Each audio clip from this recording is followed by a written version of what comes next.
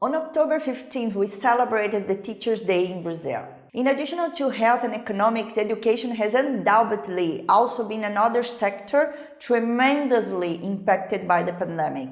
In Brazil, it was required a huge effort by teachers to keep in touch with the students and try as hard as possible to avoid school dropout, as well as to adapt to online interaction, often with the lack of pedagogical and digital resources, to deal with this reality that presented itself, in addition to challenges that existed long before the pandemic: disrespect and even violence against teachers, low wages, accumulation of bureaucratic work, not to mention the growing devaluation of their role, when many consider them only content transmitters, among many other challenges. Education of the 21st century is a complex and urgent topic. There are original and innovative initiatives in every part of the world trying to start a real transformation movement, even if on a small scale. I also come here with an idea to collaborate with education, but my focus is not on the content, but on strengthening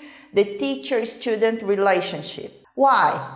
I have had excellent teachers throughout my life. They were competent not only in technical dimension with proper didactic to make content interesting, but also due to a teaching way stitched by ethics and sensitivity about my development as a human being. Today, I come here to tell stories on how 3 teachers had a huge impact in my life. Being inspired by them, Thai Academy is born. I was 5 years old, but I remember that day as if it were today.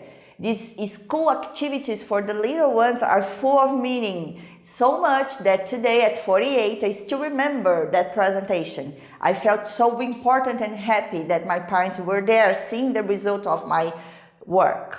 Originally my role had no lines. I was a tree.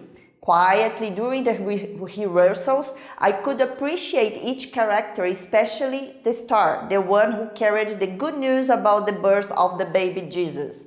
I stayed there in my silent role as a tree, just paying attention and involving myself with all characters. But an unexpected thing happened. The girl who should represent the star simply did not appear on the day of the performance.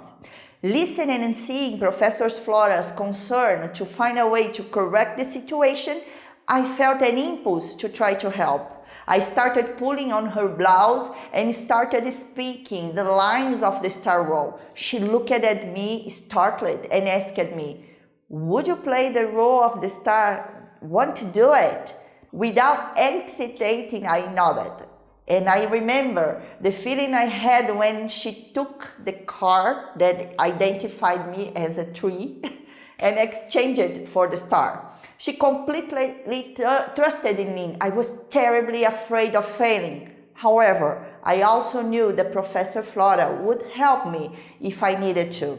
The emotion of accomplishment and the confidence that the teacher had in my potential left this mark on me, about the importance of being carried away by the heart to learn, even though without having a goal. I also learned that the courage to stand on things, what I want to do, can take me to places I didn't imagine arriving. This experience that Professor Flora allowed me to live created in me a willingness to be like her, to follow her example, to always seek to see and believe in the best of people want to offer.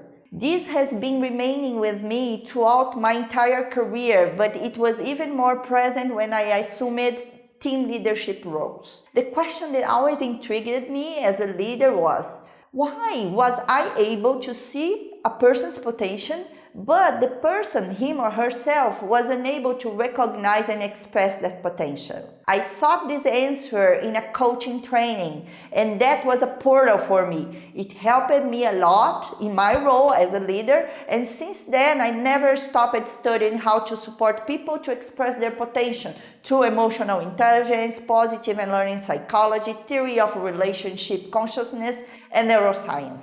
In 2017, my desire to help people express their potential became greater than my desire to pursue an executive career that until then was specialized in transformation projects, change management, in a way that was already consolidated after more than 20 years acting as such. The activities that supported my role as a leader, like being a coach and facilitator of trainings, would become my main activity. It was time to take the leap of faith and change gears, change roles, moving again from the tree to the star. What I didn't count on was breaking my Achilles tendon in a kenjutsu training, a samurai martial art, just when I was going to start my new career path. That immobilized me for at least 6 months.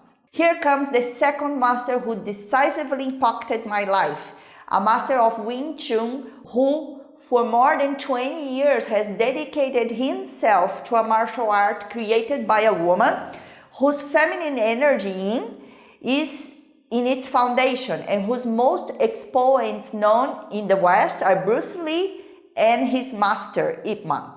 His name is Washington Fonseca. When I broke my tendon, he welcomed me into his home, and in this extremely fragile phase of mine, he was my great friend, nurse, and even a therapist, supporting me to get out of my deep sadness due to the fact that I had to slow down my career change plans. Living at his home, I had the opportunity to understand the experience of another type of teacher-student relationship. It was something completely different when we think about learning a martial art. It is not a gym where students pay a fee, take their class, and leave. It was not that. There is a relationship built between the students, like Kung Fu brothers, really brothers. The older brothers are so-called, in Chinese, Si Heng, and they take care of and guide those who joined after them. The youngest brothers, called Sidais. In this special type of school, there is a collaboration that goes beyond the moment of the class. What permeates these relationships is zero, careful attention among each other. The space, physical space, reveals the zeal to preserve and reverence the ancestral memory, to those who dedicated their life to preserve and disseminate the knowledge without which this learning system could not have reached us. The lessons are provided through experiencing and living with the master. The combat is just a metaphor of relationship with and of life. It is a process learning called Kung Fu life. Learning Kung Fu in the system is not a matter of knowing the techniques of fighting, but learning about oneself, in which martial art is a device to uncover personal development blind spots. Every year, students of all levels together developed a Kung Fu Life project in which they create a learning experience design so that they can make the most of the visits of their Si Kung or their Kung Fu grandfather, the one most experienced in the family. In this project, students take responsibility for creating the environment to get the most of the time of their Si Kung, going beyond the martial art skills, learning from his life experience as well, creating active learning activities with him. Based on the experience that this project provides, they are also preparing themselves for the moment when they are mature enough and able to develop other students and even lead their own Kung Fu families in the future. In this Kung Fu family, two other roles stand out: the father master, the Sifu, and the mother master, Simo, role that I ended up assuming. There is a profound respect from the students towards their Sifu and Simo, nourished by the reference in Chinese culture whose pillars are Confucius, Laozi, and Buddha, and which considers devotion for the family as a virtue. With Master Washington Fonseca, I learned how a school can also provide experience to students about important values that nurture a family. The third master who is a reference and inspiration to me is the professor of Tai Chi Chuan and Qi Kung and I Ching as well as Buddhism, Roque Severino, who along his trajectory also became Buddhist Lama, Lama Zopa Norbo. With his wife, also an excellent teacher, Angela Sossi, they built a space called Jardim do Dharma or Dharma Garden, where there are retreats, Buddhist courses, and Tai Chi Chuan practices. In his own words, it is a place where people can find lost peace and recover from the madness of everyday life. There we can also find the same zeal for the memory of ancestral masters that made possible a knowledge of more than 400 years to reach us and benefit so many people. I was honored to have Lama Zopa Norbo Roque Severino as my professor through a specialization course that I took at the University of São Paulo on body practices of traditional medicine, Chinese medicine, and its philosophical basis. Together with his wife, they have a legacy of more than 40 years teaching Tai Chi Chuan and Qi Kung in Brazil, having built a large base of students and instructors so that the dissemination of the art can continue. Tai Chi, as it is most commonly known in the West, is often described as a moving meditation, but it may well be called moving medication.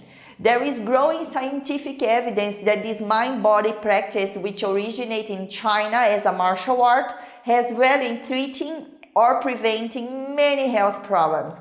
And you can start even if you are not in your top shape or in good health. In Brazil, these practices were recognized in 2018 by our public healthcare system as integrative and complementary practice of medicine. In the Brazilian Society of Tai Chi Chuan, there is an instructor's formation program, of which I am currently a student, which aims to build a bridge to understand how West can learn Qi, how Qi flows internally through internal channels of body called meridians when practicing Tai Chi Chuan or Qi Kung, promoting integral well-being.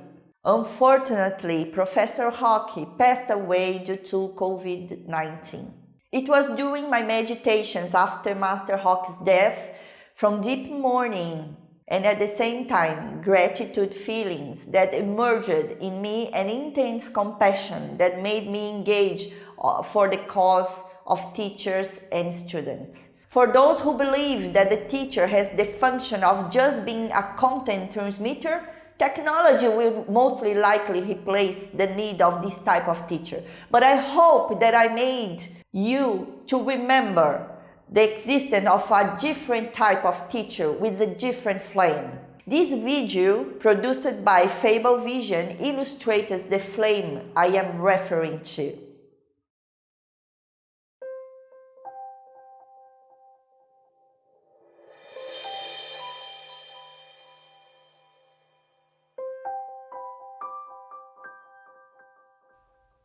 Every child is born with a precious flame within, an inner flame of wonder and potential to begin. This inner light illuminates the path that lies ahead, igniting curiosity, keeping passions fed. But at times, this flame is challenged from inside and from out. It can flicker under pressure. It can be smothered by self-doubt. Though a child may sometimes stumble, they are never lost, for teachers are protecting that flame at any cost. Along with caring family, it's the teachers who remain by the side of every learner through life's joys and sometimes pain. These keepers of the flame can help and they can guide, for they share that flame of learning that burns brightly from inside. These teachers know a child's heart. They value every kind of smart. Teachers help each child to climb higher, further over time, and own their struggle on their quest to learn and live what they do best. Teachers celebrate the triumphs and give shelter in the storm to keep that guiding light steady, bright, and warm. And so, It's time to shine the light on them, these keepers of the flame. We thank them for their passion and we give them high acclaim, for their knowledge and research, the science and the art that allows them to be stewards of the minds and of the heart. To improve our schools, we have a choice to listen to the teacher's voice, those many voices far and wide who protect each student's flame inside, with expertise to know what's right, to keep each spirit burning bright. So let's listen to our teachers as we imagine and design schools that keep all flames alight and allow every child to shine.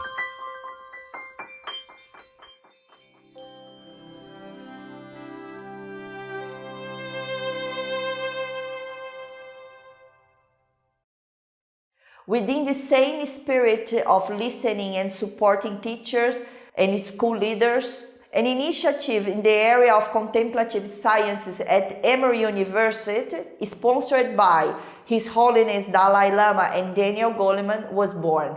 The program name is SEEL, Social, Emotional and Ethical Learning. This program had its pilot launched in India in 2019. Thai Academy is embracing the same cause, aiming to support teachers by researching through different learning experiences like the ones exposed here and even more that nurtures life and happiness. Our ambition is around organizing this knowledge and creating methods that can be incorporated by any teacher or school in Brazil. Thank you.